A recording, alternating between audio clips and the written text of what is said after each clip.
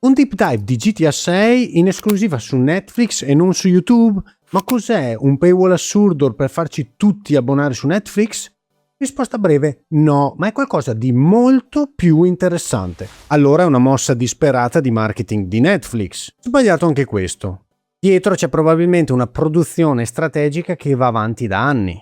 Ma allora la vera domanda è: perché Rockstar dovrebbe rischiare di far arrabbiare la propria community per dare priorità a Netflix? La risposta vi sorprenderà, perché questo è il primo colpo diretto di Rockstar per spezzare il monopolio economico / monopsonio di YouTube. E oggi vi spiego esattamente perché questo cambierà per sempre il modo in cui vedremo i trailer dei videogiochi. Partiamo dal primo tassello. Netflix ha annunciato questo contenuto come la premiere di un extended look.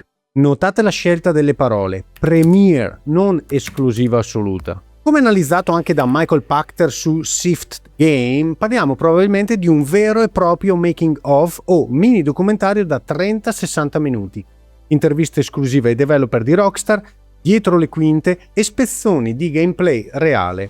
E non si esclude l'idea di una serie di eventi di cui questo è solo la premiere. Un progetto del genere richiede anni di lavoro e probabilmente l'incentivo economico di Netflix a Rockstar è stato anche contenuto. Si parla di pochi milioni di euro o dollari. Pachter ipotizza circa $1 milione per la finestra di lancio, ma Netflix si è però presa in carico dell'intera produzione e della promozione su oltre 300 milioni di famiglie di abbonati nel mondo e copre quasi 700 milioni di utenti e quindi quasi il 70% di videogiocatori. Ma se Netflix ha pagato e prodotto tutto, perché non si tiene questa esclusiva per qualche giorno o qualche settimana?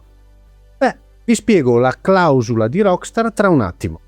La risposta al nostro quesito è il fattore tempo. Pensateci, se una piattaforma come Netflix produce un contenuto su un colossal come GTA 6, di solito pretenderebbe settimane di esclusiva. Invece cosa succede? Il contenuto arriverà su YouTube dopo poche ore dal lancio su Netflix. E questo perché? Perché Rockstar ha tenuto il coltello dalla parte del manico anche in questo caso. Rockstar sa benissimo che non può chiudere fuori la propria community globale, quindi ha imposto a Netflix un tetto massimo di poche ore. Praticamente si fa finanziare e spingere la campagna promozionale da un gigante dello streaming, senza però penalizzare i giocatori su YouTube. E allora perché il disturbo di passare da Netflix se tanto il contenuto è disponibile dopo poche ore su YouTube? È qui che entra in gioco il vero nemico invisibile di questa storia, ovvero Google. Qui arriva il punto centrale, il monopolio economico dell'attenzione. In economia si parla di monopsonio quando c'è un solo grande compratore o distributore che domina un mercato. E spoiler, vedremo in dettaglio nel prossimo video come questo sta distruggendo i videogiochi. Quindi iscrivetevi subito.